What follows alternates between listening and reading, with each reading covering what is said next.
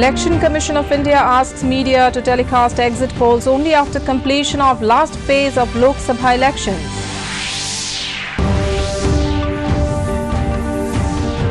The Congress releases its 8th list of 38 candidates for parliamentary polls. BJP announces candidature for Shillong Lok Sabha seat.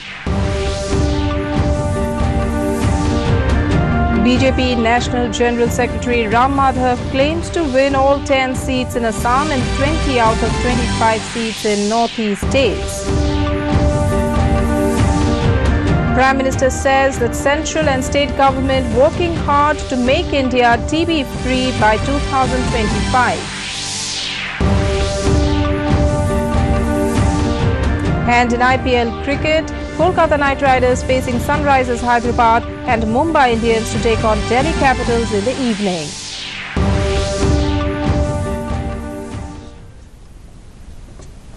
Good evening and welcome to the Northeast News. This is Sangeeta Bhattacharjee and now the news in details. The Election Commission of India, ECI, has said exit polls can only be telecast on the evening of 19th May after the last phase of Lok Sabha elections gets over. The poll panel has issued an advisory to the media in which websites and social media platforms were included for the first time. It said TV, radio channels, cable networks, websites and social media platforms should ensure that the content of their programs during the 48-hour period before the end of polls in each phase do not contain any material that may be constructed as promoting or prejudicing the prospect of any particular party or candidate. Meanwhile, the last date for filing nominations in first phase of Lok Sabha elections to be ended tomorrow. 91 constituencies spread over 20 states including Assam, Arunachal Pradesh, Manipur, Meghalaya, Mizoram, Nagaland, Sikkim and Tripura East and Union Territories will go to polls in the first phase on the 11th of next month. The Congress released its 8th list of 38 candidates last night for the parliamentary polls. The 8th list contains party candidates from the states of Karnataka, Madhya Pradesh, Uttarakhand, Uttar Pradesh, Manipur and Maharashtra.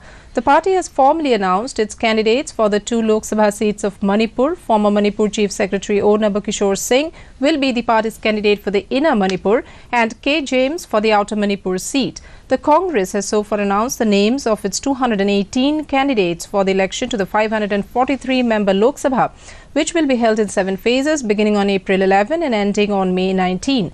The counting will take place on May 23. The BJP has announced Shanbhar Shilai as its candidate for the Shillong parliamentary constituency on Friday. The list was declared after a meeting of the Central Election Committee presided over by BJP Chief Amit Shah and attended among others by Prime Minister Narendra Modi and Home Minister Rajnath Singh. He further said that he would file his nomination on Monday. Meanwhile, the Meghalaya State BJP has welcomed the party's High Command's decision to field Shanbhar Shilai from Shillong parliamentary constituency. Addressing newsmen, the party unit president Shibun Lingdo said that the party workers would strive hard to ensure victory of Shilai.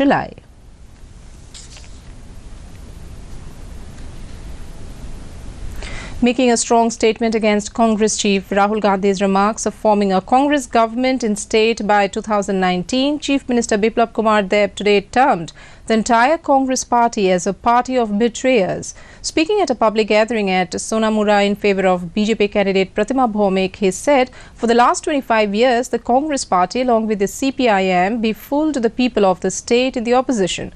They betrayed the people in a repeated manner, he said. He added, quote, recently the AICC chief Rahul Gandhi has claimed that his party would form a government in the state by 2019. I want to ask him, without a single legislature in the state assembly, how a government could have been formed, unquote. The chief minister also attended an election rally at Dhanpur. Electioneering is picking pace in Arunachal Pradesh in last few days, though it is expected that maximum number of candidates are going to file their nomination papers tomorrow, since Monday is the last day for filing nominations and elections are going to be held in first phase on April 11. Meanwhile, elaborate security arrangements have been made in the state to ensure free and fair elections. The IG Police and State Nodal Officer of Election Security, Sunil Garg, said that beside Arunachal Police Force, 41 companies of Central Paramilitary Forces are being deployed in the state. He said that out of these, 34 companies have already reached the state and have been deployed in different districts. The IG Security said that at least 5 districts and more than 600 polling booths have been identified as critical in the state. हमने कुछ जैसा कि आपको बताया polling booth खुद को हमने identify किया क्रिटिकल, और इसी टाइप से कुछ डिस्ट्रिक्ट भी हमने आइडेंटिफाई किए critical, 5 districts most critical district identify किए।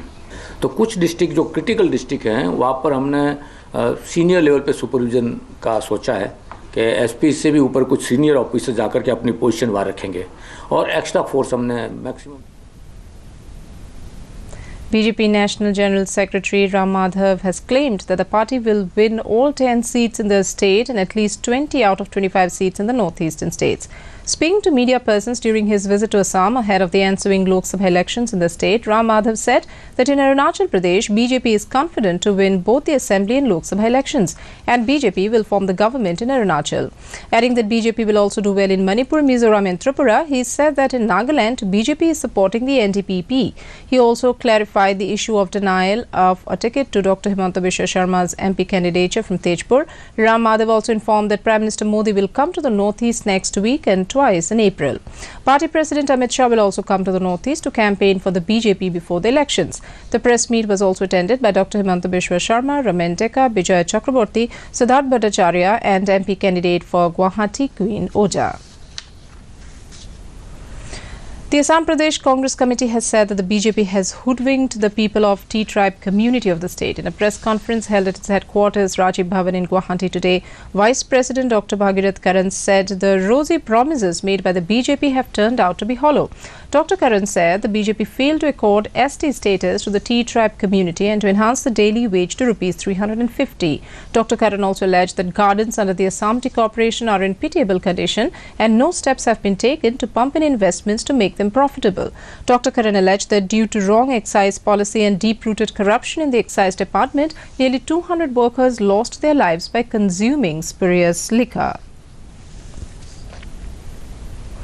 Prime Minister Narendra Modi has said that the centre and various state governments are working hard to make India TB-free by 2025, ahead of 5 years global target of 2030. In a tweet on the World TB Day on Sunday, Modi said the centre reaffirmed its commitment towards ensuring a TB-free society. He said the government's efforts such as TB-Free India campaign and Ayushman Bharat are improving health standards and providing assistance to TB patients. The Prime Minister said correct and complete treatment is the key to winning the battle against tuberculosis. Modi also saluted the people and organizations strengthening the TB-free movement.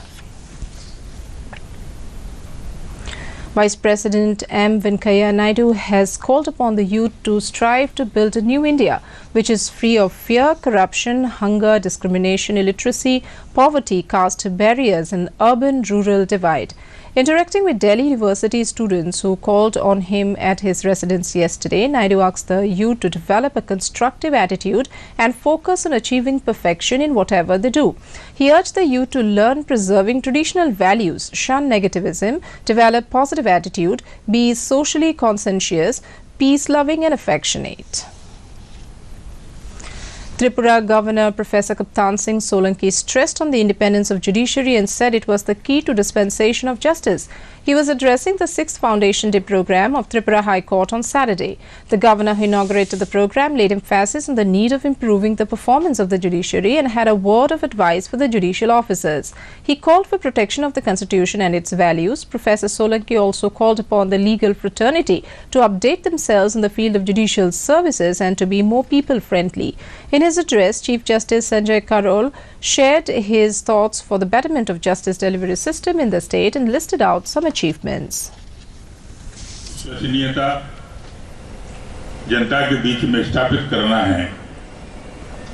क्या काम हमने आज तक किए हैं, ये सब यहाँ जानकर Meghalaya High Court Chief Justice Mohammad Yaqub Mir and Meghalaya High Court Judge Justice H.S. Thankyu jointly laid the foundation for the permanent building of the Judicial Magistrate Court at Jawai, West Jaintia Hills District on Saturday at Kleitirshe in Jawai. In his speech, Justice Mir said that laying a foundation stone for an important infrastructure marks yet another milestone in the reformation or system of justice in the State of Meghalaya. He also said that the Law Department of the State and Registry of the High Court of Meghalaya are working in tandem to improve justice delivery system in Meghalaya.